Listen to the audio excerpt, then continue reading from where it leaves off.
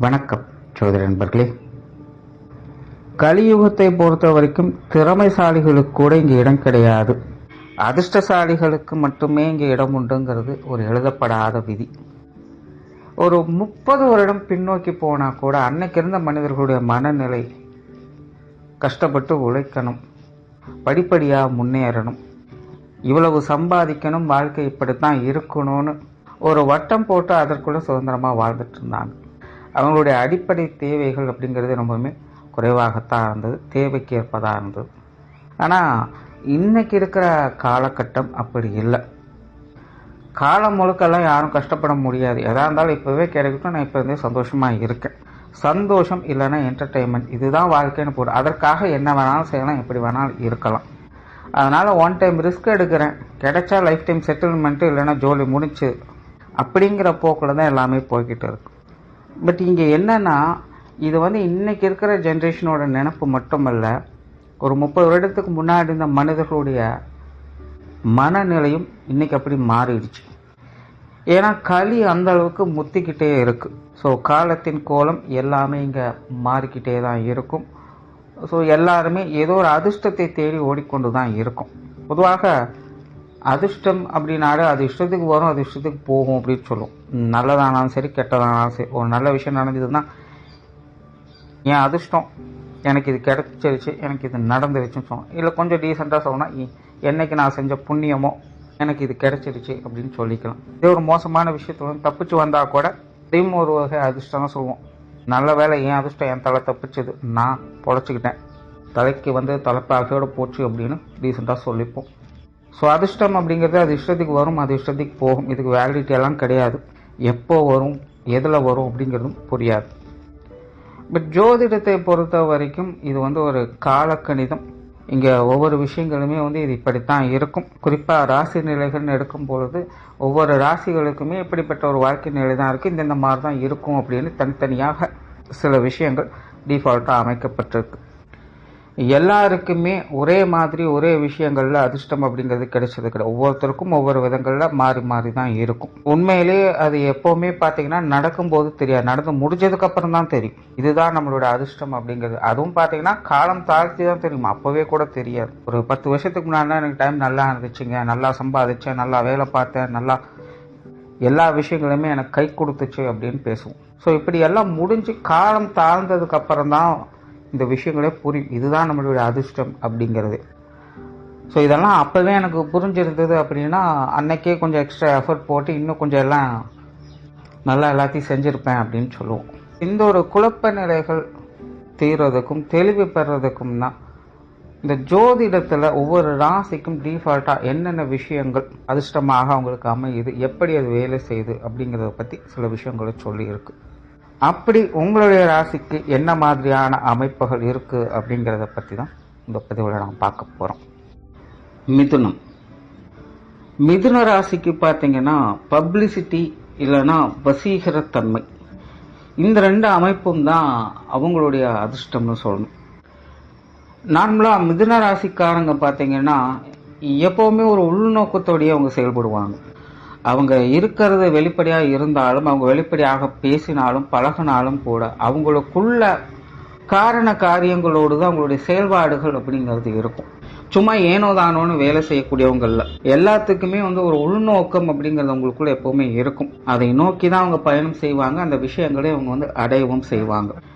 But இதெல்லாம் முன்னாடி சொன்ன மாதிரி தான், என்னதான் முயற்சிகள் செஞ்சாலும் கூட அந்த முயற்சிகளுக்கு நம்ம கட்டாயமாக பலன் கிடைச்சே ஆகணும்னு எந்த ஒரு விதியும் கிடையாது. சிலருக்கு கிடைக்கலாம், சிலருக்கு கிடைக்காமலும் போகலாம்.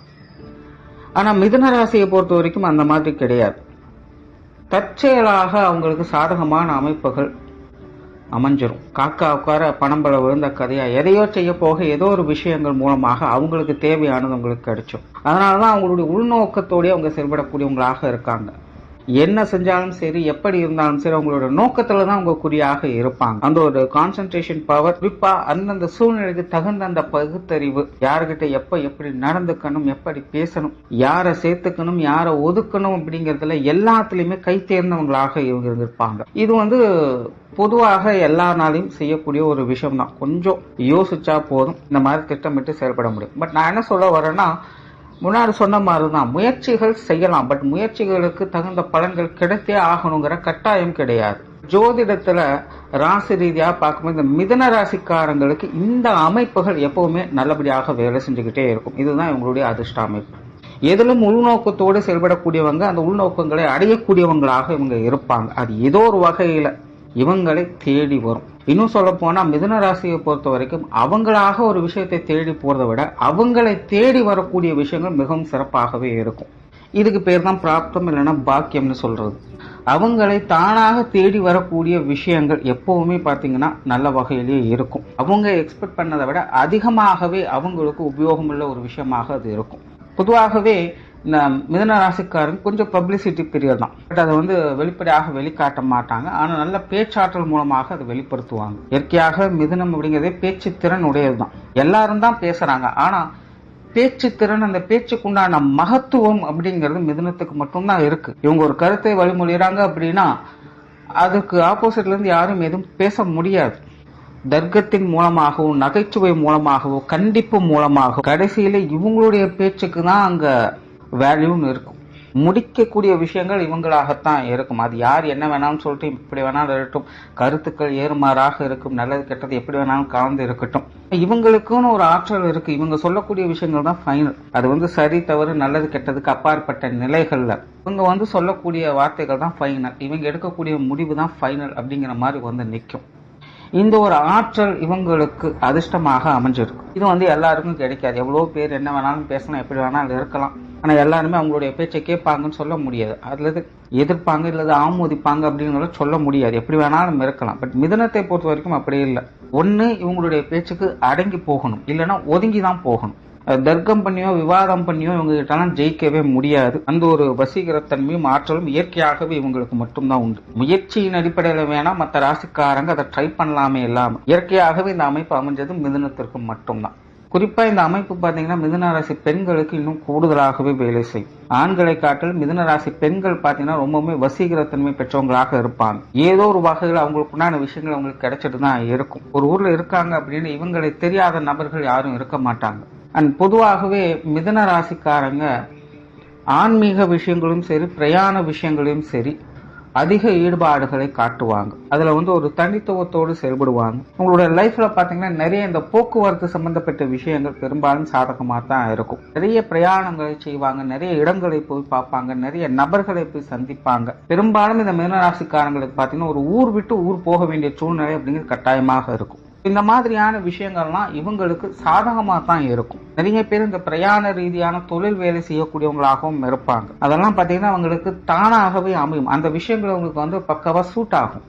எப்படின்னே தெரியாது. தேய்ச்சியா ஒரு வேலை செஞ்சுட்டு இருப்போம், ஆனா அதுல பாத்தீங்கன்னா ஒரு பிரயாணம் அப்படிங்கறது அமைஞ்சிடும். டிராவல் சார்ந்த விஷயங்கள் இவங்களால தவிர்க்கவே முடியாது. அது சார்ந்த விஷயங்கள்லாம் பெரும்பாலும் இவங்களுக்கு பெனிஃபிட் கொடுக்கும், மனசுக்கு ஆறுதலையும் நிம்மதியும் அது கொடுக்கும். ஒரு விஷயத்தை தேடி போறாங்க, ரொம்ப தூரம் பிரயாணம் பண்ணி போறாங்க அப்படின்னாலே அது இவங்களுக்கு உகந்ததாகத்தான் இருக்கும். பெரும்பாலும் இந்த தொலை தூரத்திலிருந்து வரக்கூடிய செய்திகள்லாம் பாத்தீங்கன்னா இவங்களுக்கு நல்லபடியாகத்தான் இருக்கும். இவங்களுடைய தேவைகளை பூர்த்தி செய்யக்கூடியதாகத்தான் இருக்கும். அதே போல இந்த ஆன்மீக விஷயங்களும் அப்படித்தான். நிறைய பேர் இந்த ஆன்மீக பணிகள்ல ஈடுபடுவாங்க. கோயில் திருப்பணிகளை மேற்கொள்வதற்கான வாய்ப்புகள், புண்ணிய காரியங்கள் ஈடுபடுவதற்கு, தான தர்மங்கள் செய்யறதுக்கு, அதே போல பரம்பரை பழக்க வழக்கங்களை பின்பற்றக்கூடிய நிலை, அதே போல நல்ல மதிப்பு மரியாதை மிகுந்த குடும்பங்கள்ல பிறக்கக்கூடிய ஒரு அமைப்பு. பெரும்பாலும் இந்த மிதுன ராசிக்காரங்களை பாத்தீங்கன்னா அவங்கள மட்டும் தனியா மென்ஷன் பண்ணவே முடியாது. அவங்களுடைய குடும்பத்தாரும் சேர்ந்துதான் மென்ஷன் பண்ணுவாங்க. எங்கேயுமே அவங்கள தனிச்செல்லாம் பார்க்க முடியாது. அவங்க குடும்பத்தோட ஒரு கட்டமைப்பாக தான் பார்க்க முடியும். குடும்பத்துக்குள்ள 1000 பிரச்சனைகள், அவங்களுக்குள்ள தனித்தனியா இருக்கும், அது வேற பிரச்சனை.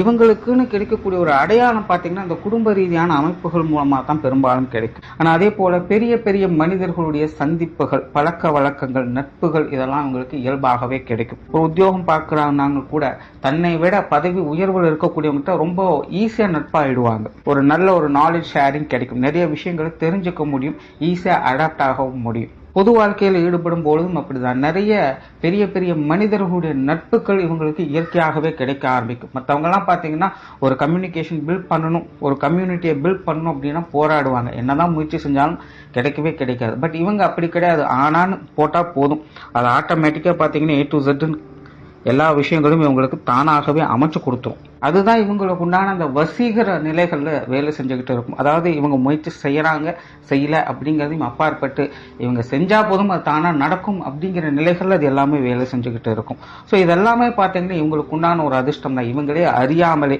இந்த விஷயங்களை வாழ்நாள் முழுக்க இவங்க பார்த்துக்கிட்டு தான் இருப்பாங்க. ஸோ சுருக்கமாக சொல்லணும்னா மிதுன ராசியை பொறுத்த வரைக்கும் நல்ல ஒரு செல்வாக்கான நிலை, இவங்களுக்கு உண்டான ஒரு பப்ளிசிட்டி, வசீகரத்தன்மை, மேலொரு வகையில் இவங்களுக்கு கிடைக்கக்கூடிய அங்கீகாரம், இதெல்லாம் பார்த்தீங்கன்னா இவங்களுடைய லைஃப்ல இவங்களுக்கு தானாகவே பெரிய லெவல்ல ஒரு நல்ல அச்சீவ்மெண்ட்டை கொடுக்கும். நிறைய பேருக்கு பார்த்தீங்கன்னா இந்த குழந்தைகள் சம்பந்தப்பட்ட விஷயங்கள் கூட ஒரு சாதகமான நிலைகளை ஏற்படுத்தும். மிதுன ராசிக்காரங்களுக்கு இயல்பாகவே ஒரு பிரச்சனை இருக்கு. என்ன அப்படின்னு பார்த்தீங்கன்னா இந்த குழந்தைகள் சார்ந்த விஷயங்கள் எந்த அளவுக்கு சந்தோஷத்தை கொடுக்குதோ அந்த அளவுக்கு சங்கடத்தையும் ஏற்படுத்தும். இது மிதுனத்துக்குன்னு எழுதப்படாத ஒரு விதி. பட் இருந்தாலுமே இந்த குழந்தைகள் சார்ந்த விஷயங்களும் கூட ஒரு அதிர்ஷ்டத்தின் அடிப்படையிலேயே மிதுன ராசிக்கு வேலை செய்யும். குறிப்பா மிதுன ராசிக்காரங்களுக்கு இந்த சுகபோக அமைப்பு அப்படிங்கிறது குழந்தைகள் வகையில் கிடைக்கிறதுக்கு நிறையவே அமைப்புகள் உண்டு. இவங்களுக்குன்னு குழந்தை பாக்கியம் பெற்ற பிறகு பார்த்தீங்கன்னா இவங்களுடைய வாழ்க்கை மிகவும் சந்தோஷமான மாற ஆரம்பிச்சிடும். அது வரைக்கும் அவங்க வாழ்ந்த வாழ்க்கை வேற, அதுக்கு பிறகு அவங்க வாழக்கூடிய வாழ்க்கையே வேற அப்படிங்கிற லெவல் இருக்கும். ஒரு அதிர்ஷ்டமான குழந்தையை பெறக்கூடிய அமைப்புகள் இவங்களுக்கு இயற்கையாகவே உண்டு. அதே போல காதல் உறவுகள், திருமண அமைப்புகள் இதெல்லாமே பார்த்தீங்கன்னா இவங்களுக்கு சப்போர்ட்ஃபுல்லா வேலை செய்யும். ஊழல்கள், சண்டை சச்சரவுகள் இருவருக்குள்ளேயும் 1000 இருக்கலாம். ஆனாலும் மிதுன ராசியை பொறுத்த வரைக்கும் இயல்பாகவே வாழ்க்கை துணையை அனுசரித்து போகக்கூடிய அமைப்புகள் இருக்கும். காதல் உணர்வுகளை மேம்படுத்தக்கூடிய அமைப்புகள் இருக்கும். தன்னை புரிந்து கொள்ளக்கூடிய, அனுசரித்து போகக்கூடிய வாழ்க்கை துணையை பெற்றவங்களாக இவங்களுக்கு இருப்பாங்க. வெகு சிலருக்கு மட்டும்தான் இந்த திருமண அமைப்பு அப்படிங்கிறது தடைப்படும். அது கர்ம பலனின் அடிப்படையில எல்லா ராசிகளுக்குமே பொதுவாக இந்த மாதிரி ஒரு அமைப்பு இருக்கும். ஒரு 80% தான் நிறைகளை கொடுக்கும், 20% குறைகளை தான் ஏற்படுத்தும். அந்த 20% ஆட்கள் தான் பார்த்தீங்கன்னா இந்த கர்ம வினைகளுக்குள்ள சிக்கி இருப்பாங்க. அப்படி மிதுனத்தை பொறுத்த வரைக்கும் இந்த காதல் வாழ்க்கை, திருமண வாழ்க்கை இது எல்லாமே பார்த்தீங்கன்னா இந்த 80% அமைப்புகள் நல்ல விதமாக தான் இருக்கும். 20% ஆட்களுக்கு மட்டும்தான் இது கொஞ்சம் பிரச்சனைகளை ஏற்படுத்தும். இதுவும் பார்த்தீங்கன்னா இவங்களுடைய அதிர்ஷ்டம் தான். எவ்வளவோ பேர் தேடி போனாலும் கிடைக்காது, ஆனால் இவங்களுக்கு தானாகவே தேடி அமையும். இவங்க விருப்பப்பட்டு போனாலும் சரி அல்லது இவங்களை விரும்பி வந்தாலும் சரி, இவங்களை நேசிக்கக்கூடிய ஒரு வாழ்க்கை துணை இவங்களுக்கு இயல்பாகவே கிடைப்பாங்க. ஸோ ஓவராலாக மிதுனத்தை பொறுத்த வரைக்கும் இந்த லக் ஃபேக்டர் அப்படிங்கிறது ஒரு செல்வாக்கான நிலை ஏற்படுத்துறது, நல்ல ஒரு அட்ராக்டிவ் வசீகரத்தன்மையை கொடுக்கிறது, உணர்வுபூர்வமாக செயல்படுறது, உள்நோக்கத்துடன் கருத்துடன் செயலாற்றி வெற்றி பெறுவது, இது எல்லாத்திலும் சிறப்புகளை உங்களுக்கு கொடுக்கும். நன்றி, வணக்கம், வாழ்க வளமுடன்.